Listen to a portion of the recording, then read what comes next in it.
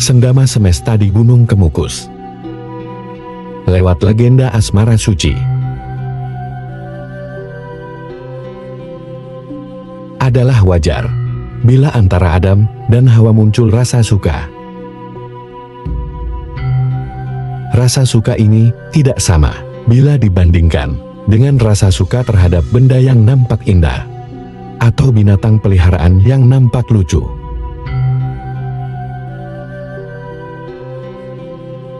Dari rasa itulah kemudian muncul hasrat untuk berhubungan secara fisik. Hal ini adalah suatu pertanda kekuasaan ilahi, yang mana Tuhan telah memberikan perintah kepada manusia untuk beranak bina dan mempertahankan keturunannya. Semua ini merupakan kewajaran yang alami, sehingga tidak perlu disikapi sebagai sesuatu yang tidak pantas. Tetapi manusia bukanlah hewan atau binatang. Karena itu manusia harus mengenal tata krama, termasuk dalam hubungan ranjang antara suami dan istri. Dari sinilah tercipta Aji Asmaragama sebagai acuan tata krama dalam berhubungan badan. Tujuannya antara lain adalah untuk memuaskan pasangan, baik secara lahiriah, mental maupun secara rasa sejatinya. Di samping itu, tata krama dalam persenggamaan juga dimaksudkan untuk mendapatkan keturunan yang berbudi baik. Termasuk dalam isi kitab Asmaragama adalah tentang ciri-ciri wanita yang pandai bersenggama. Ciri-ciri fisik tersebut antara lain: bertubuh kecil dengan kulit agak gelap, penampilannya manis, berambut hitam legam, dan memiliki sinom bulu, rambut di dahi yang bergerombol, bertubuh kecil, wajahnya bersih dan bercahaya, kulit agak kuning, dan sinomnya juga menggerombol. Bertubuh tinggi dengan warna kulit agak kemerahan, wajah yang nampak galak dan rambut kaku. Bertubuh tinggi, kulit kuning dengan wajah yang nampak galak. Alis matanya panjang, bentuk mata sipit dan indah, serta berleher jenjang dan bertelapak kaki kecil. Bertubuh pendek kecil, bentuk dadanya maju dan bertelapak kaki kecil. Berkulit kuning mulus, bentuk tubuhnya bagus, mata agak sipit, dan berambut agak bergelombang. Tidak lurus juga tidak keriting. Bertubuh montok, kulitnya bening, pandangan mata tajam, payudara sedang, dan berambut lemas. Ciri-ciri tersebut anggaplah sebagai wawasan, sekaligus pengetahuan leluhur yang layak untuk diwariskan, bukan sebagai takaran untuk memelototi wanita yang Anda lihat di jalan secara tidak sopan. Sanggama tidak sekedar muncul dari hasrat manusia untuk beranak pinak. Lebih dari itu, ilmu spiritual kuno ini dimaksudkan sebagai patokan tata krama. Karena manusia tidak sama dengan hewan, maka dari itu tidak selayaknya bertingkah seperti binatang. Termasuk dalam urusan ranjang, ada hal-hal yang perlu diperhatikan, baik untuk mendapatkan kepuasan maupun untuk memuliakan pasangan.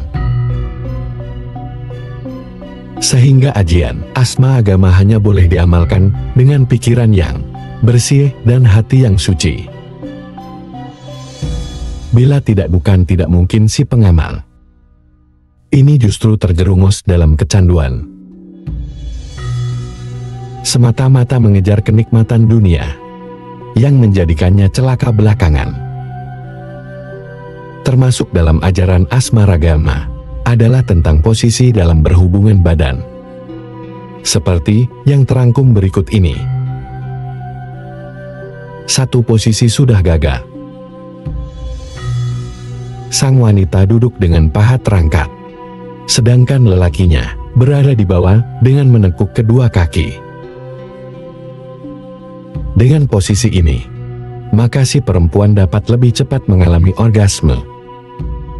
Sebab dengan gerakan naik turun yang dilakukan sang wanita, maka akan lebih mudah untuk menekan-nekan klitoris atau agak purana pada tulang kemaluan lawan mainnya.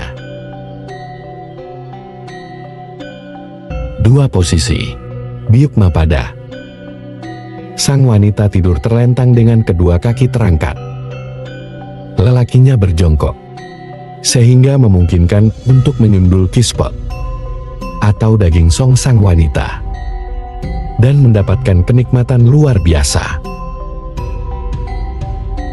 3. Posisi hirana dengan kepala tegak.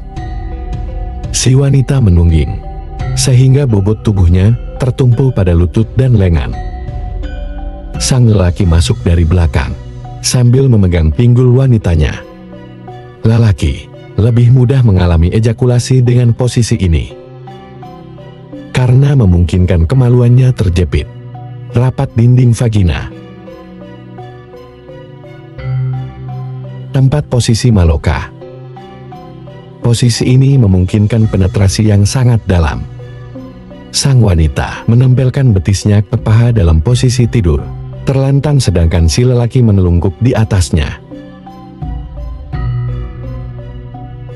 sehingga perut atau dada si pria bertumpu pada lutut sang wanita. 5. Posisi hastika. Sang wanita membuka paha lebar-lebar, sedangkan lelakinya membungkuk, dengan bobot tubuh ditumpukan pada bagian lutut. 6. Posisi naga banda. Sang wanita berbaring miring dengan posisi pantat agak menungging. Lelakinya masuk dari belakang, sehingga memungkinkan si wanita untuk memainkan gliorisnya dengan jari, guna mempercepat orgasme. 7. Posisi awak armada. Wanita tidur terlentang, dengan pantat diganjal bantal. Kedua kaki lurus. Lelakinya menelungkup di atas tubuh wanita.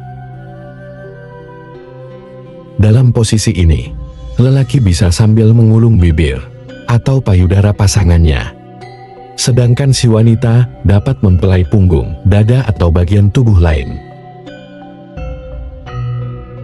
8. Posisi upahwitika. Sang wanita tidur terlentang sambil menekuk salah satu kaki dan menjejakkan telapaknya ke dada lelaki. Sementara itu, si lelaki duduk dengan menekuk kedua kakinya ke belakang. Betisnya bertemu paha. 9. Posisi angsalila.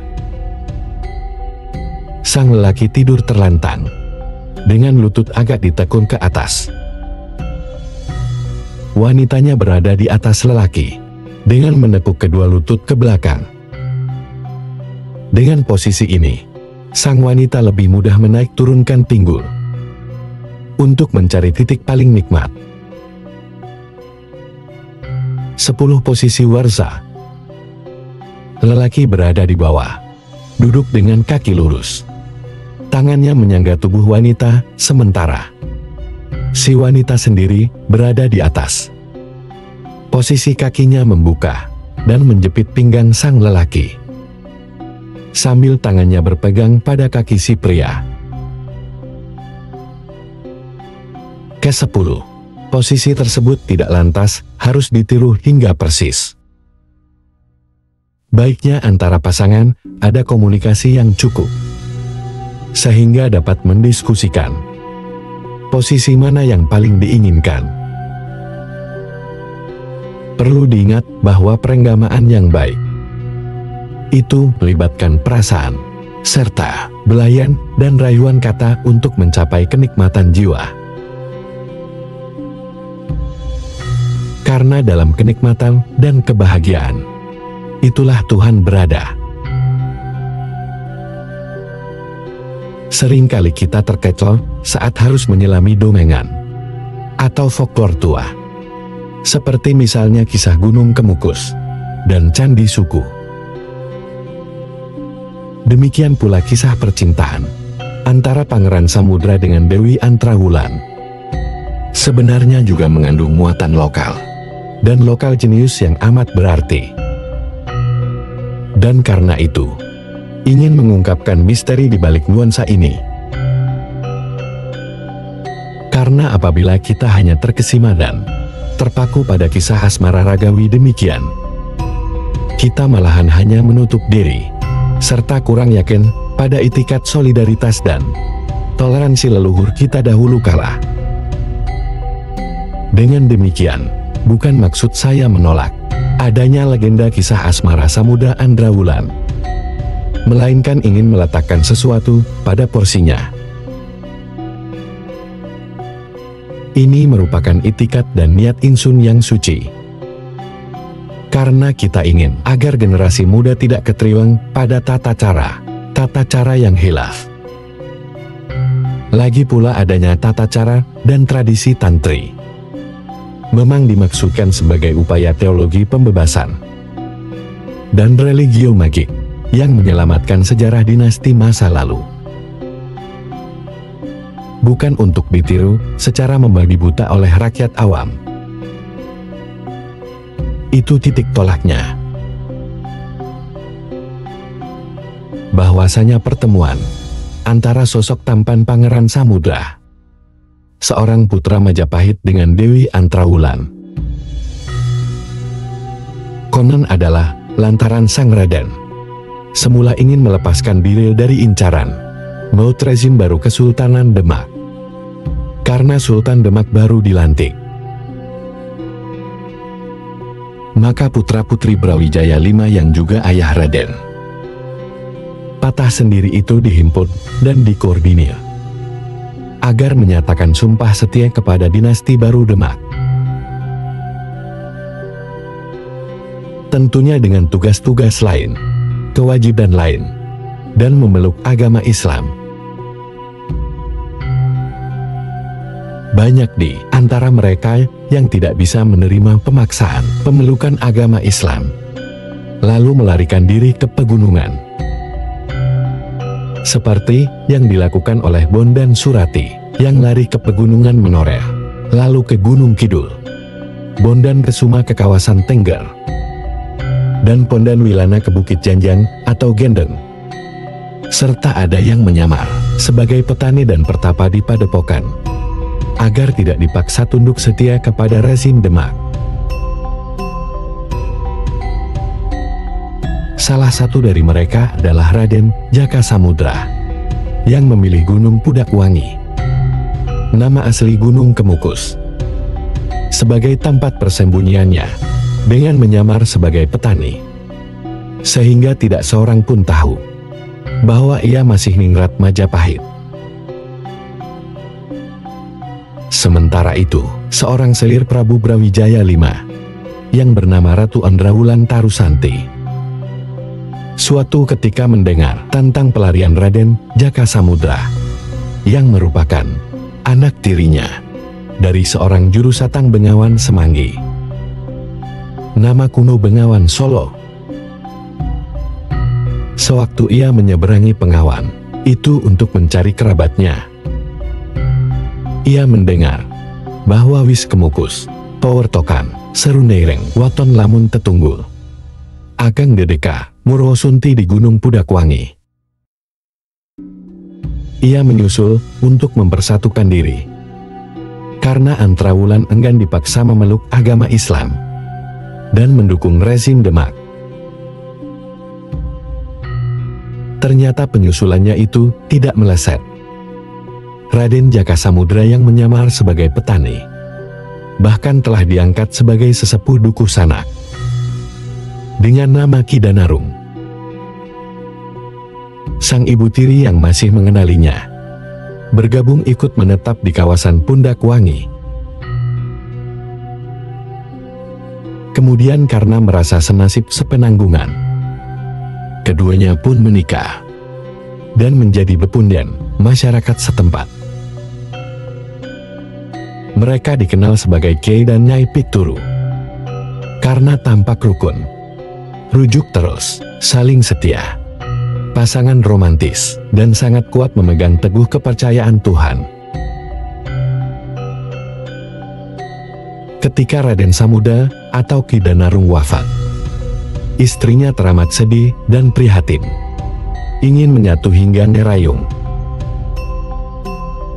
Maka jasad keduanya dibakar dan diperagukan, kemudian disimpan dalam sebuah peribih batu yang berwujud lingga Santi Prasasti dan dikebumikan dalam satu liang lahat. Bahkan semua dipermandikan dengan nama candi Bagasokwati, dan bangunannya bertahan sampai abad 18 Masehi. Salah satu pendapat bahwa terdapat 3 fenomena yang meliputi Gunung Kemukus. Fenomena pertama, bahwa secara folklorik, kisah cinta antara Pangeran Samudra dengan Ibu Tiri atau kelanganan ayahnya pantas untuk dikaji. Karena faktor kisah cinta, ini bukanlah merupakan suatu pernikahan, melainkan suatu bentuk perbuatan batin dan fisik yang informal dan di luar tatanan wajar. Karena itu kemudian timbul berbagai pendapat bahwa ini suatu perselingkuhan.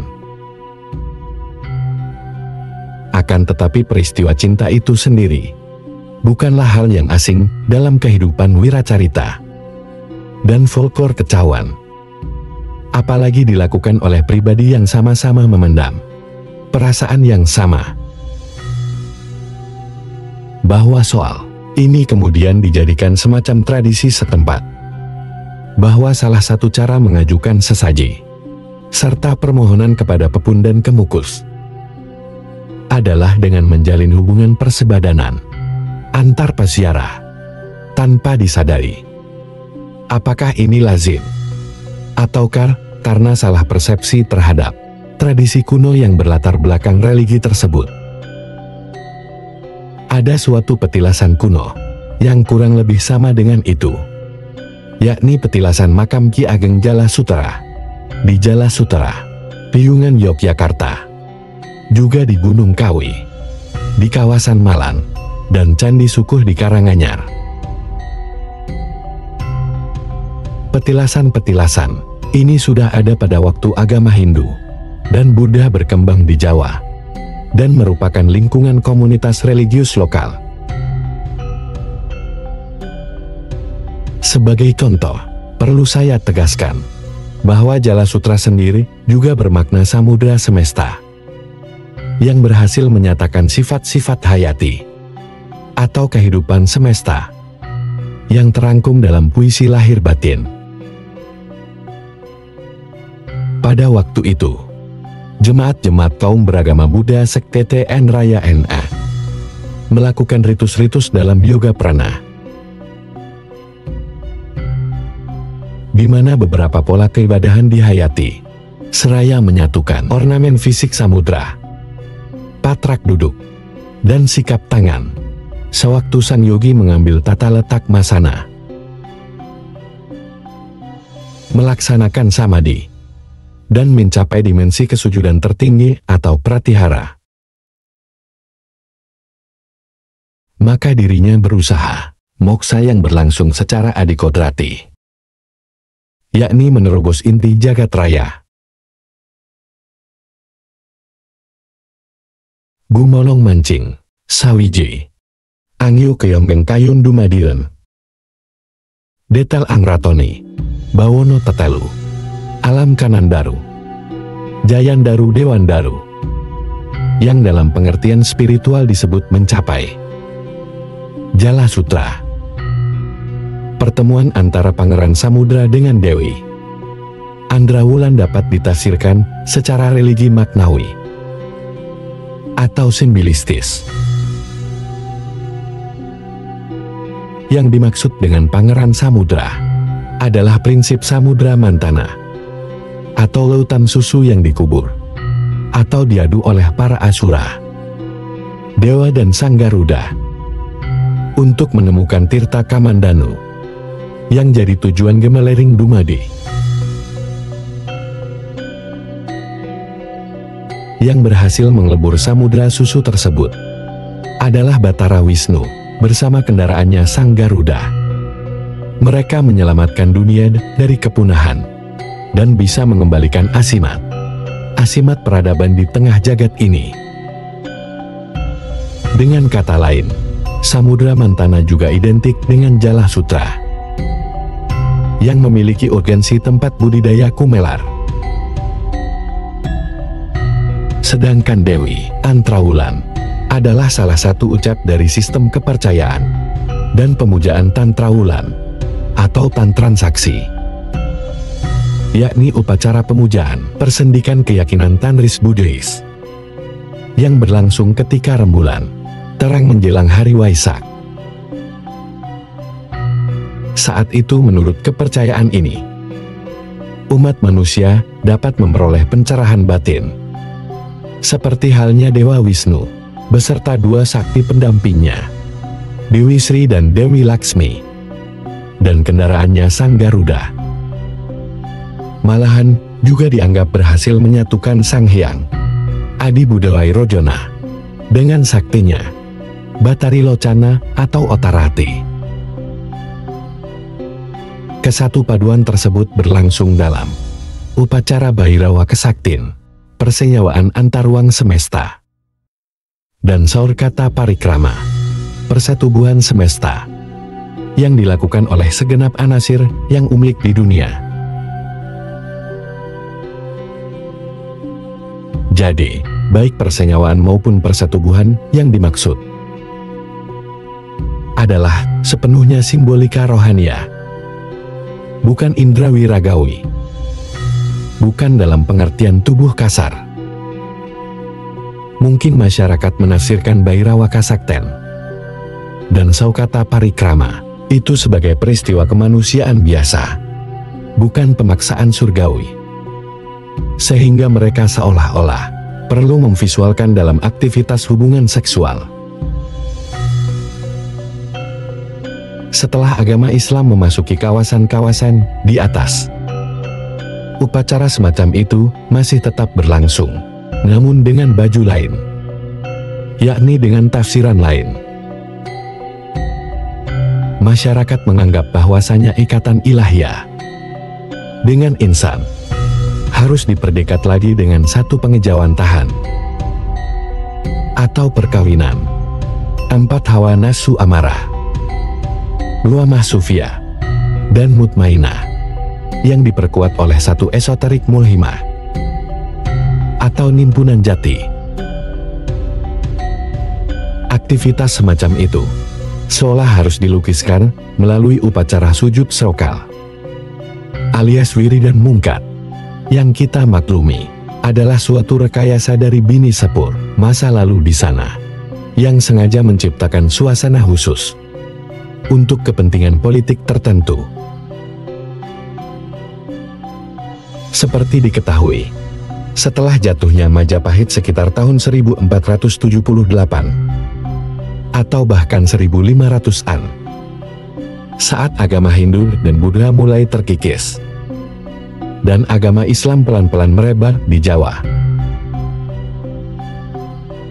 maka komunitas di Jala Sutra Suku dan Gunung Kemukus berupaya mempertahankan eksistensi diri dengan melebur ritus religius dengan kemasan-kemasan baru yang menggelitik. Ada dua pertandaan yang diwujudkan sebagai semacam prasasti di Candi Suku, yakni apa yang terungkap di bawah ini.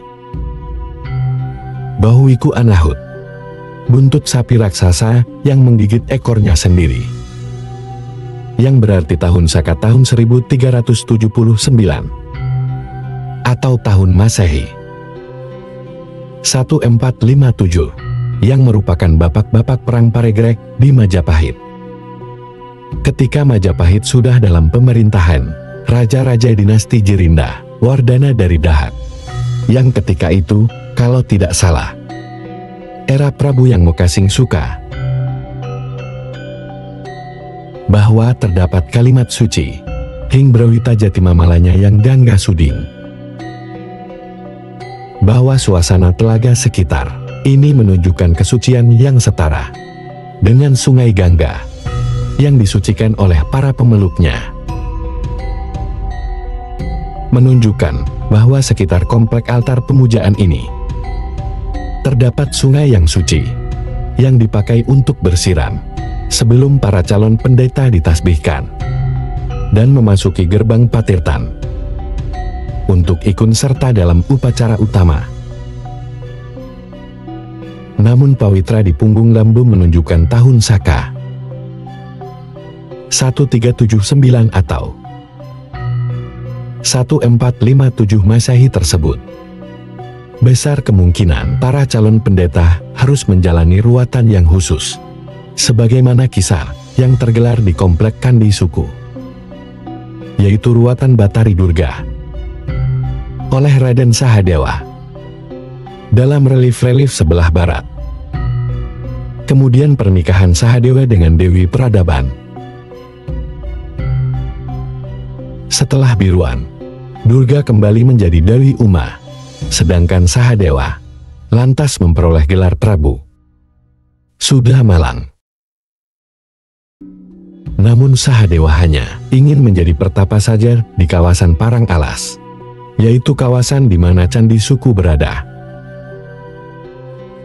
Peristiwa berhasilnya Sang Garuda membebaskan ibundanya dari perbudakan Sang Kadun.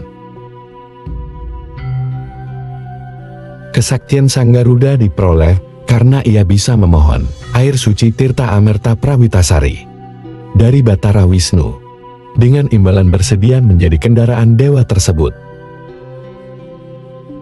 Wisnu adalah dewa penyelamat dan pemelihara dunia.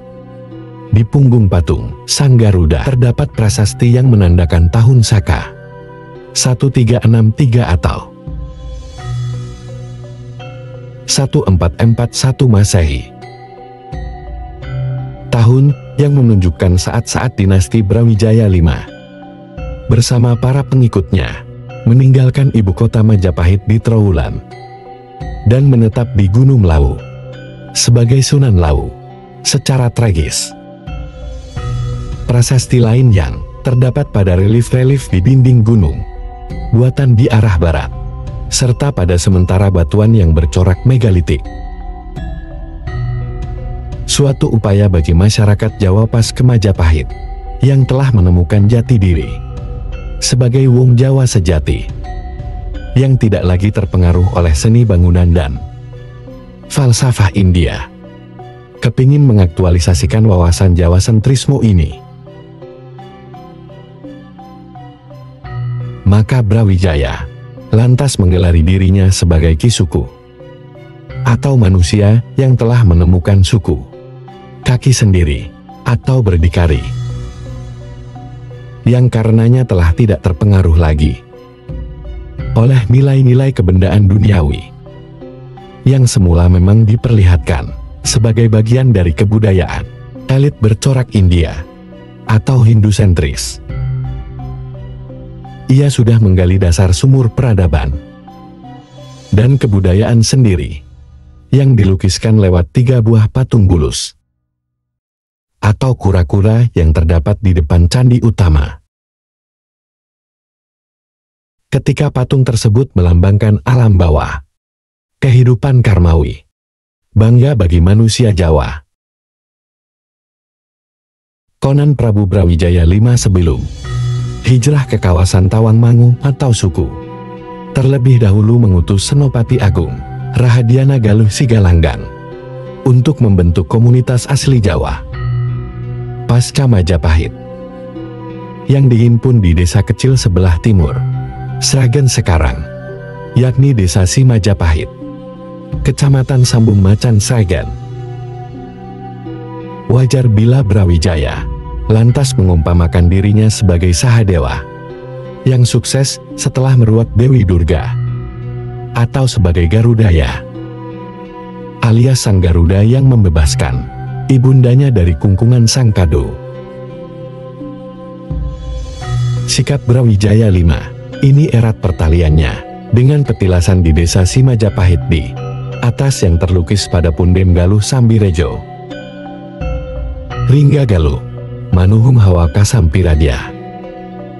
Karena kesetiaan Senopati Galuh, yang ku percaya sebagai penerus juangku, maka kutitipkan desa dan masyarakat yang berasal dari keraton kerajaanku, agar menetap di desa Si Majapahit.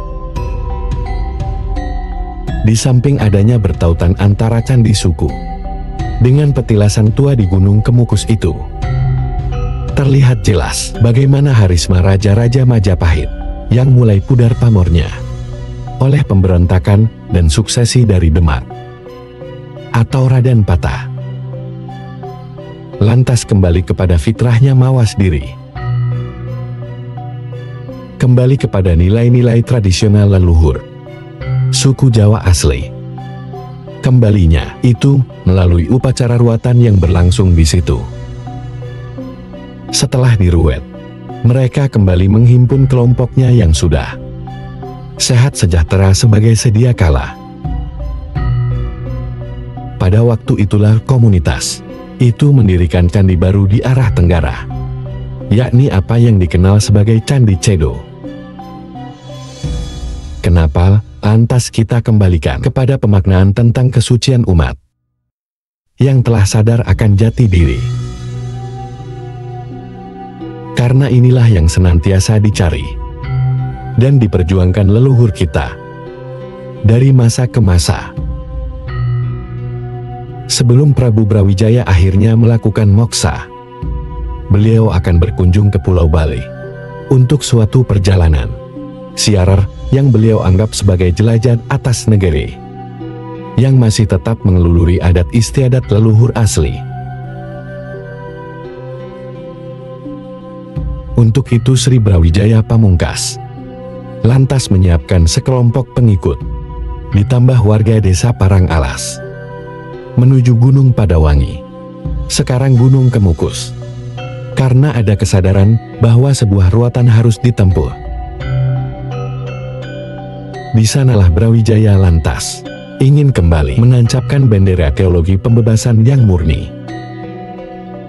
Tiada dinyata sama sekali bahwa di kawasan Padawangi juga sudah terdapat komunitas dari kelompok sisa Majapahit, dari Tragerinda Wardana yang terusir oleh tentara Demak, dari telatah Dahanapura,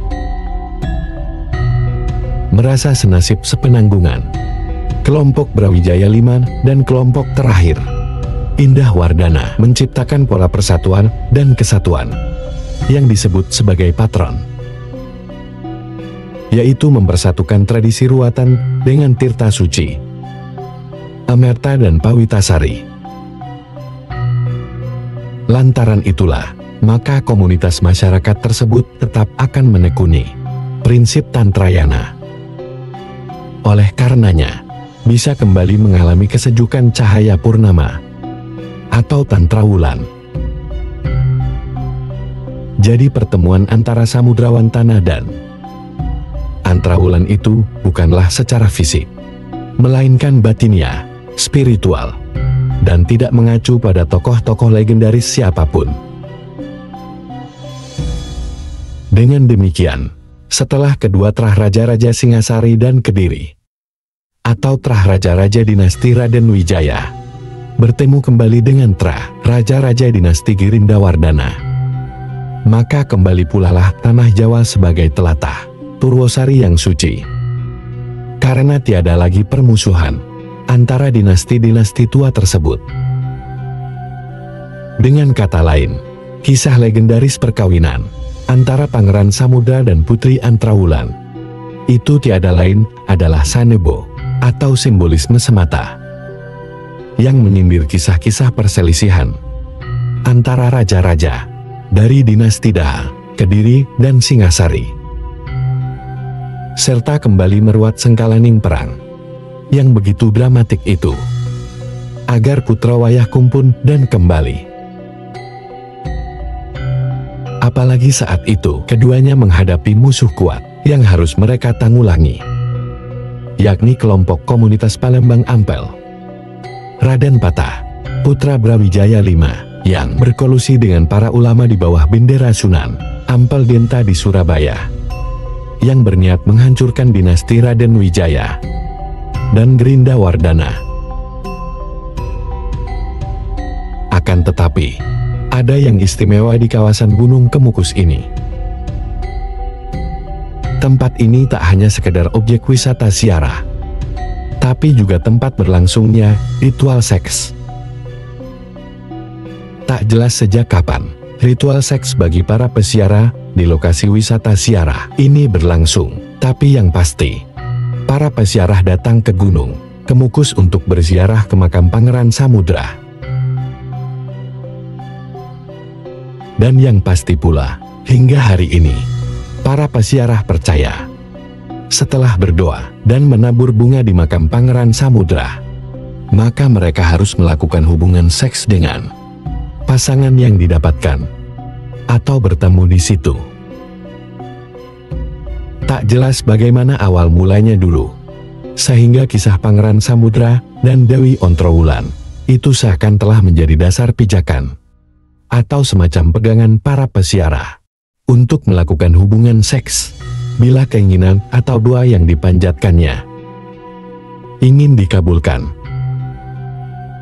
Tapi keyakinan nyeleneh itu tertanam dan diyakini sampai hari ini. Karena itulah setiap malam Jumat Pon dan Jumat Kliwon, Gunung Kemukus didatangi banyak peziarah yang datang dengan berbagai tujuan dan keinginan, dan sudah mempersiapkan dirinya untuk melakukan hubungan seks di sekitar makam Pangeran Samudra dengan pasangan yang bertemu di lokasi ziarah.